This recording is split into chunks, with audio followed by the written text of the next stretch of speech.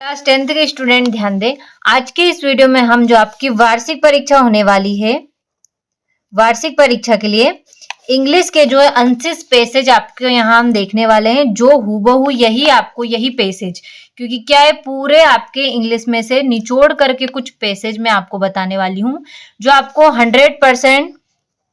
100% आपको परीक्षा में देखने को मिलने वाले हैं। आपको सिर्फ और सिर्फ इनको कंप्लीट करना है। सॉल्यूशन के साथ मैं आपको बताने वाली हूँ। सारे ही पैसेज बहुत ही सरल भाषा में हम देखने वाले हैं और ये भी देखने वाले हैं कि किस तरीके से आपको पढ़कर पैसेज को कंप्लीट करना है जब भी आपको परीक्षा में इस तरह के पैसेज देखने को मिलते हैं। तो चलिए बिना किसी टाइम वेस्ट के देखते हैं और अच्छे से कंप्लीट करते हैं, क्योंकि यही पैसेज इन्हीं पैसेजों में से आपको वार्षिक पेपर में आपको पैसेज देखने को मिलेंगे। सारे ही मोस्ट इंपोर्टेंट है। तो चलिए देखते हैं। तो देखिए पहला जो पैसेज है वो है हमारा, today perhaps your only association with the word polio is the Sobin oral vaccine. तो देखिए यहाँ पर आपको एक लाइन पढ़कर समझ में आ रहा होगा, पोलियो के ऊपर से इस पैसेज में बताया गया है। तो चलिए पूरा पैसेज को हम पढ़ लेते हैं। एक बार आपको पूरा पैसेज पढ़ लेना है, उसके बाद आप खुद ही नीचे के क्वेश्चनों को आसानी से कर पाएंगे। तो देखिए सोबिन ओरल वैक्सीन, यहाँ पर पोलियो की जो वैक्सीन है उसका नाम है ये Sabin oral vaccine that protect children, यानी कि ये बच्चों को फ्रॉम द डिसीज, यानी कि इस बीमारी से बच्चों को ये वैक्सीन बचाती है 55 ईयर एगो, यानी कि जो 55 साल पहले दिस वाज नॉट सो नहीं थी the dreaded disease which mainly affect the brain and spinal cord, यानी कि जो पोलियो है वो आपने सुना होगा छोटे बच्चों को वैक्सीन लगती है पोलियो की, यानी कि 55 साल पहले था ये वैक्सीन नहीं हुआ करती थी। जो पोलियो की वैक्सीन है वो पहले नहीं हुआ करती थी, ये अभी अभी बनी है। ये तो इसी के बारे में इस पैसेज में बताया गया है। जो पोलियो है वो जो चिल्ड्रन है, छोटे छोटे बच्चों के कहाँ पर इफेक्ट करता है, ब्रेन एंड स्पिनल कॉर्ड पर, यानी कि अपने दिमाग पर और स्पिनल कॉर्ड पर ये ज्यादा इफेक्ट करता है। of the must class clipping and playlist which is why I am in a wheelchair today, यानी कि जो लेखक है वो यहाँ पर पोलियो के बारे में बता रहा है टुडे, यानी कि मैं व्हील चेयर पर हूँ टुडे आज। If somebody had pre 7th child in family for pairs of brothers sisters with a huge 23-year gap between the first and the last, I was told that unlike the others I was so fair and brown haired, यानी कि जो लेखक थे वह पहले कैसे थे, वो बहुत ही गोरे थे, सो फेयर ब्राउन हेयर थे उनके, that I looked more like a foreigner, यानी कि वह फॉरेनर की तरह ज्यादा दिखते थे। देना डेविड बोहरी, I was also considered to be the healthiest of the brood. तो देखिए इस तरीके से जो इस पैसेज में आपने पढ़कर कुछ समझ में आया होगा कि क्या बताया गया है इस पैसेज में, आपको किसके बारे में ज्यादा बताया गया है, किसके ऊपर जोर दिया गया है। तो देखिए यहाँ पर जो है पोलियो के ऊपर, जो हमारी एक बीमारी होती है, छोटे बच्चों को ज्यादातर पोलियो की वैक्सीन देती है ताकि उनको ये बीमारी ना हो, तो उसके बारे में ये बताया गया है कि जो पहले पोलियो की वैक्सीन नहीं चली थी, तो उसके कारण जो कवि थे, ऑथर जिन्होंने ये पैसेज लिखा है वो क्या थे, पोलियो के मरीज थे, वो पोलियो के मरीज थे, तो उन्होंने उनके बारे में यहाँ पर इस पैसेज में बताया गया है। तो चलिए अब इस पैसेज के हम क्वेश्चनों को कंप्लीट करते हैं। देखिए अगर आपने पैसेज अच्छे से पढ़ लिया तो आप आंसर अच्छे से कर सकेंगे, क्योंकि पैसेज में ही आपके पूरे आंसर छुपे होते हैं। तो चलिए देखिए पहला क्वेश्चन देख लेते हैं। तो देखिए पहला क्वेश्चन है आपका, the narrator of the passage is a patient of, यानी कि जो नरेटर थे, यानी कि जो इस पैसेज के लेखक थे वो किसके पेशेंट थे, किसके मरीज थे। तो देखिए यहाँ पर ऑप्शन दिया है सेरेब्रल अटैक, पोलियो, डायबिटीज या हार्ट डिसीज। तो यहाँ पर आप सभी को पता है, अभी हमने पढ़ा है जो ऑथर थे वो किसके मरीज थे, पोलियो के। देखा कितना सरल आंसर है। अगला जो क्वेश्चन है वो है आपका, to say something about the future is, यानी कि जो ऑथर ने फ्यूचर के बारे में क्या बताया है। तो जो फ्यूचर था वो क्या, बहुत ही प्रेडिक्ट था। अगला है आपका, the narrator was the 7th child in a family that had, तो जो ऑथर थे वो उनकी फैमिली के 7वें बच्चे थे। तो देखिए 8 चिल्ड्रन थे उनके पूरे, उसमें से जो लेखक थे वह 7th चाइल्ड थे उनकी फैमिली में। अगला जो है polio the dreaded disease mainly affect the, अब यहाँ पर पैसेज में हमने साफ साफ पढ़ा था कि जो पोलियो है वो कहाँ पर मेनली इफेक्ट करता है, ब्रेन एंड स्पिनल कोड पर ज्यादा इफेक्ट करता है। तो देखिए यहाँ पर ऑप्शन दिए रखे हैं आपका, पहला जो ऑप्शन है वो है आपका ब्रेन एंड स्पिनल कोड, दूसरा है आपका ब्रेन एंड नर्व्स, तीसरा हार्ट एंड स्पिनल कोड, और अगला है आपका ब्रेन एंड हार्ट। तो अभी हमने ऊपर पढ़ा था, तो जो पोलियो वो सबसे ज्यादा इफेक्ट किस पर करता है, अपने दिमाग पर और अपने स्पिनल कोड पर। तो देखिए इस तरीके से चौथा क्वेश्चन भी कितना आसान था, देखा आपने। अगला है आपका what made the narrator look like a foreigner, तो जो नरेटर थे यानी कि ऑथर थे वो कैसे दिखते थे, कि वो किस तरह के फॉरेनर दिखते थे, तो किस तरह के थे। पहला ऑप्शन है आपका he was fair and brown haired, he was fair with red hair, he was fair and skinny, he was dark and blonde. तो देखिए यहाँ पर हमने जो पढ़ा था he was so fair and brown hair, तो इसका जो राइट आंसर रहेगा वो ए वाला आपका रहेगा। तो देखिए इस तरीके से कितना अच्छा क्वेश्चन था। देखिए हमने एक बार पैसेज पढ़ा और उसमें सारे ही क्वेश्चनों को हमने कितनी आसानी से कंप्लीट कर लिया। तो इसी तरीके से आपको पैसेज को अच्छे से पढ़ना है और जितना अर्थ निकल सके, धीरे धीरे ही सही, लेकिन जितना अर्थ निकल सके उतना अर्थ निकालकर एक एक स्पेलिंग को समझकर नीचे के क्वेश्चनों को कंप्लीट करना है। तो चलिए अगले पैसेज की ओर बढ़ते हैं। तो देखिए दूसरा जो पैसेज है वो है हमारा there are 3 main groups of oil animals, vegetable and mineral. तो देखिए यहाँ पर जो है आपको ऑयल, एनिमल ऑयल के ऊपर से बताया गया है इसमें पूरे पैसेज में। अब इतना टाइम नहीं है कि मैं आपको सारे, तो देखिए इतना टाइम नहीं है कि हम पूरा सारे ही पैसेजों को पढ़कर मैं आपको समझा सकूं, तो कुछ पैसेजों को मैं आपको आंसर बता देती हूँ, ताकि क्योंकि पहला पैसेज तो हमने समझ ही लिया है, इस तरीके से आपको कंप्लीट करना है। तो देखिए इसका हम आंसर देख लेते हैं डायरेक्ट। तो देखिए जो पहला क्वेश्चन है वो है आपका the main source of animal oil is, यानी कि जो एनिमल ऑयल का मेन सोर्स क्या है, यानी कि कहाँ से वो ज्यादातर आता है। तो देखिए इसका जो राइट आंसर रहेगा वेल, इसका राइट आंसर रहेगा। देखिए इसका जो राइट आंसर रहेगा वेल, वेल यानी कि जो समुद्र में बड़ी मछलियों को हम वेल कहते हैं, यानी कि जो एनिमल ऑयल का सबसे बड़ा सोर्स है, मुख्य स्रोत है समझ लीजिए, वो वेल है, यानी कि वेल से सबसे ज्यादा तेल आता है।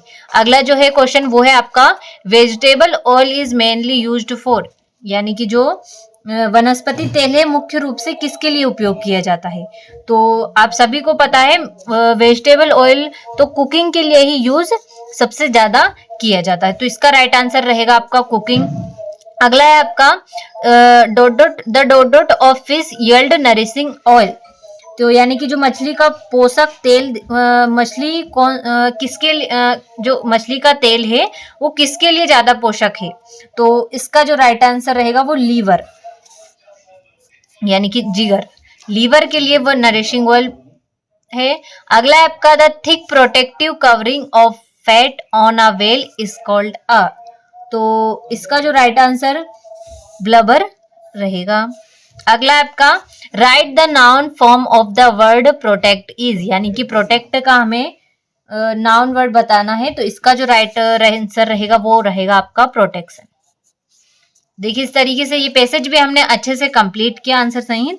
अब अगले पैसेज की ओर बढ़ते हैं जो कि हमारा ये रहा।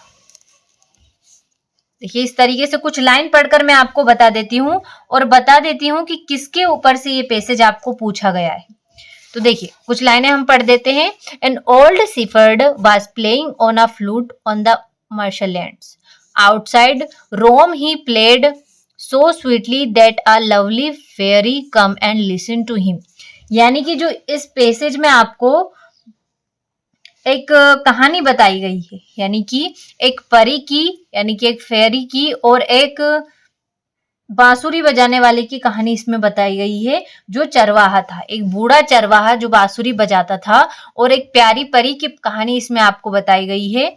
तो देखिए इसमें बताया गया है कि एक जो चरवाहा था वो जंगलों में बांसुरी बजा रहा था।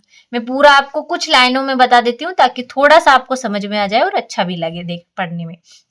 तो देखिए यहाँ पर क्या है, जो एक चरवाहा था जो रोम से था, वह रोम के बाहर दलदली भूमि पर एक चरवाहा अपनी भेड़ बकरियों को चरा रहा था और क्या है, बांसुरी बजा रहा था।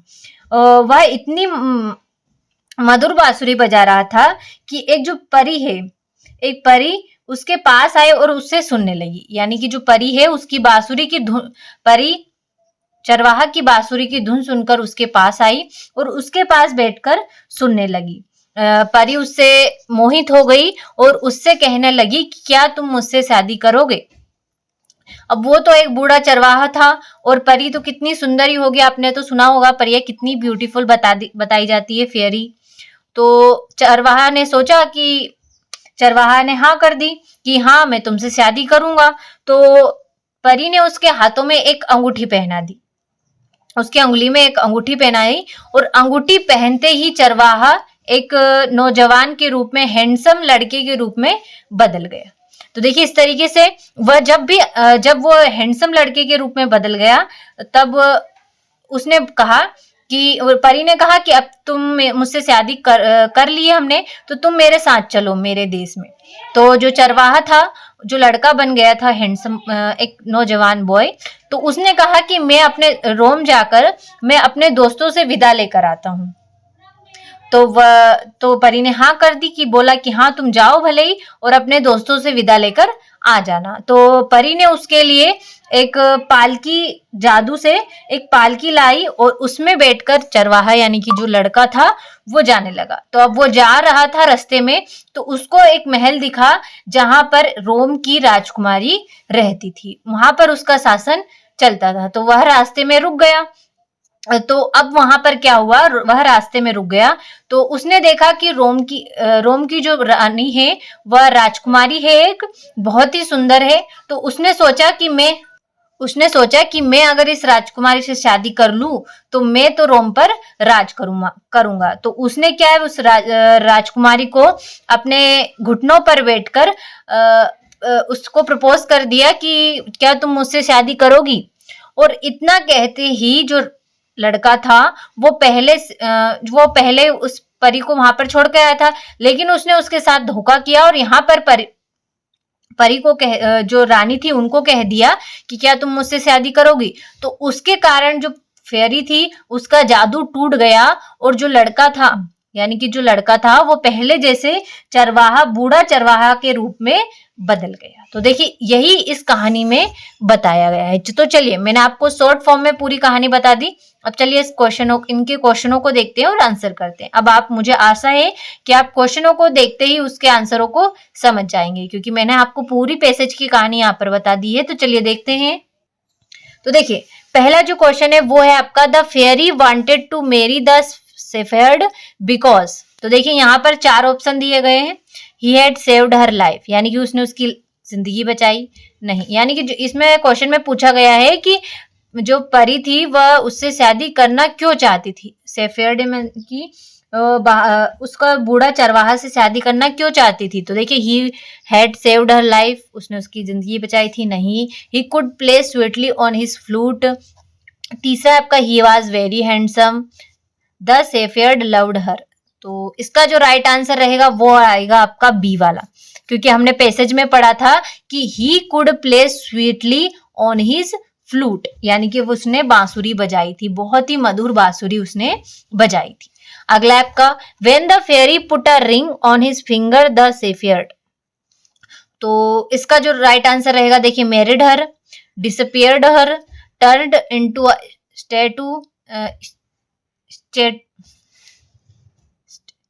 स्टेचू, सी वाला।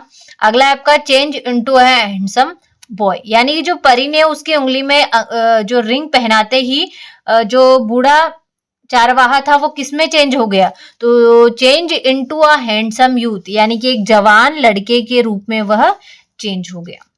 अगला आपका, द शेफर्ड वेंट टू रोम इन अ। तो इसका राइट यानी कि जो शेफर्ड था, यानी कि जो चरवाहा था, वो रोम किससे गया था, तो बोट, कार्ट, पेंगुइन, कोच। तो इसका जो राइट रहेगा आपका कोच, यानी कि रथ से गया था। And when the shepherd reach Rome he, तो इसका जो है, meet his friend there, sought his parents permission to marry the fairy, plan to marry the queen of Italy. तो उसने क्या प्लान किया था, इटली की रानी से शादी करने का प्लान उसने किया था। तो इसका राइट आंसर रहेगा planned to marry the queen of Italy. अगला क्वेश्चन है वो है आपका, the queen ordered the shepherd to be whipped out of the place because he. तो इसका जो राइट रहेगा आपका, जो रानी थी उन्होंने उसको क्यों बाहर निकाल दिया, तो क्यों निकाल दिया था, क्योंकि ही टर्न्ड ओल्ड एंड अगली, यानी कि वह बूढ़ा और बदसूरत में बदल गया था। तो ए वाला इसका राइट आंसर आपका रहेगा। तो देखिए इस तरीके से जो तीसरा पैसेज था वो भी हमने कंप्लीट किया। चौथा जो पैसेज है वो है हमारा, the Wright brothers did not have to look far for ideas when building their airplane, they studied birds. तो देखिए यहाँ पर भी आपको एक पैसेज दे रखा है जिसे आपको अच्छे तरीके से पढ़ना है और क्वेश्चनों को आंसर करना है। तो चलिए इस पैसेज के क्वेश्चनों को हम देख लेते हैं कि इस पैसेज में किस तरीके के क्वेश्चनों को आपसे पूछा गया है। तो चलिए देखते हैं।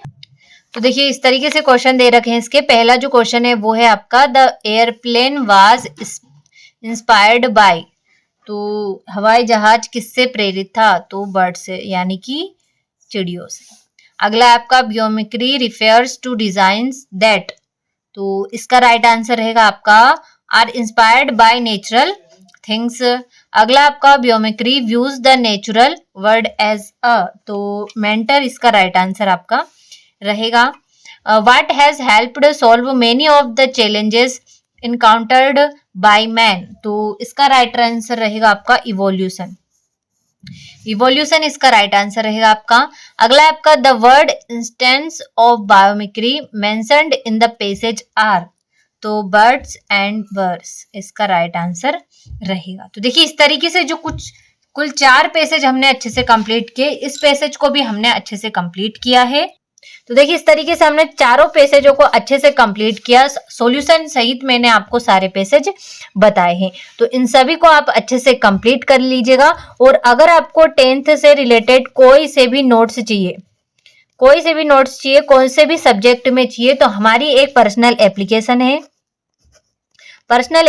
है, उस पर आप हमें कांटेक्ट कर सकते हैं। हमारे नंबर जो ये है, इन नंबरों पर आप हमें कांटेक्ट कर सकते हैं। और 10th से रिलेटेड कोई भी नोट्स अगर आपको चाहिए तो वो हम आपको प्रोवाइड करा दें।